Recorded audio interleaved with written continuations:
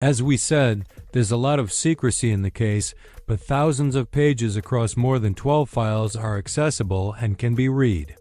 Among the interesting things available are the transcribed conversations of Hunter and his men in that safe house. His men all have military backgrounds. One is a German soldier, one was a sniper in the Polish army, and another is an American soldier. There, Hunter tells them that there's actually an offer for a bonus job, overtime work, which is the story of assassination. He says there's extra work and assassination if you're up for it, but if you don't want to, it's no big deal. But if you come forward for this job, there's very good money.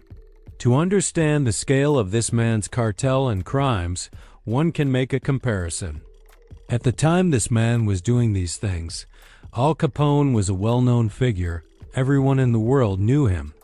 If you don't know Al Capone, the leader of the Mexican Sinaloa cartel, his story is told in the second episode of Channel B, He Was a Strange Man.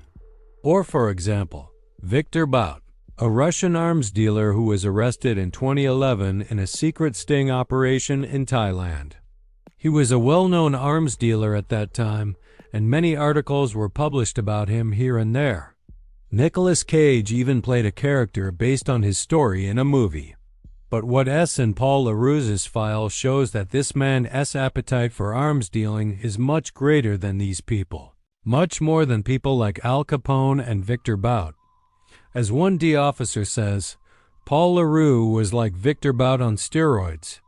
There's one photo of Paul LaRue, probably the first one published, taken by a surveillance camera at the Rio de Janeiro airport. The image quality isn't very good. It shows a chubby white man with messy silvery hair and a dark beard. This is what he looks like. Now, let's go back to where we started the story. In Hunter's file, there was also a note indicating that the prosecutor, based on the recorded conversations in the Phuket safe house, believed that Hunter had previously arranged the killing of other people, including 2 female real estate agents in the Philippines.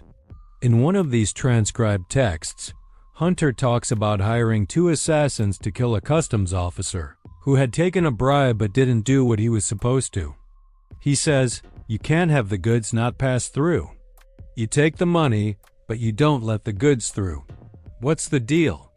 They went and kept the person's house and life under surveillance and realized that in addition to customs work, he also worked in real estate. They went to him and said, show us a few houses we want